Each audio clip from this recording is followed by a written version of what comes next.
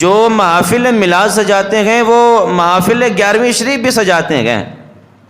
جو میلاد کی محفل کا منکر ہے وہ 11ویں کی محفل کا بھی منکر ہے. ہم میلاد والے بھی ہیں اور ہم 11ویں والے بھی ہیں.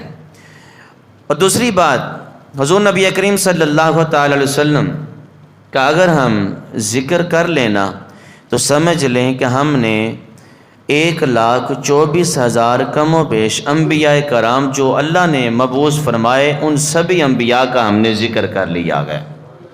کیونکہ حضور تاجدار ختم نبوت ہیں، حضور تمام نبیوں کے سردار ہیں. جب کوئی سردار کا ہی غلام بن جائے، جب کوئی سردار کا ہی محب بن جائے، جب کوئی سردار سے ہی پیار محبت کرنے والا بن جائے تو اس سے پیچھے جو مقتدی ہوں تو پھر ان سے بھی آٹومیٹک محبت ہو جاتی ہے.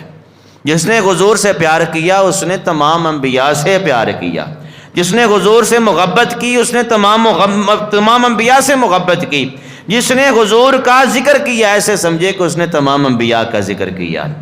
اگر دوسری بات کروں، جس نے حضور عبدالقادر جیلانی المعروف 11ویں ولی سرکار رضی اللہ تعالیٰ عنہ کا ذکر کیا، سمجھیں کہ اس نے تمام اولیاء کا ذکر کر لیا گیا. کیونکہ حضور غوث پاک رضی اللہ تعالیٰ عنہ وہ عظیم شخصیت ہیں جن کو میرے مالک نے یہ مرتبہ عطا فرمایا، یہ مقام عطا فرمایا کہ آپ ولیوں کے سردار ہیں، ولیوں کے سردار ہیں. حضور غوث پاک رضی اللہ تعالیٰ عنہ کا مقام یہ مرتبہ ہے کہ آپ کا قدم مبارک اولیاء کی گردنوں پر گئے. جس نے میرے حضور عبدالقادر جیلانی کا قدم اپنی گردن پر تسلیم نہیں کیا وہ ولایت سے خارج ہے.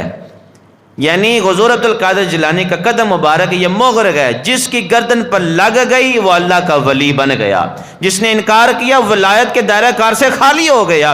اس لیے حضور عبدالقادر جیلانی رحمۃ اللہ تعالی عظیم شخصیت ہیں، عظیم ولی ہیں، ولیوں کے سردار ہیں. جس نے حضور عبدالقادر جیلانی کا ذکر کر لیا سمجھو اس نے تمام اولیاء کا ذکر کر لیا.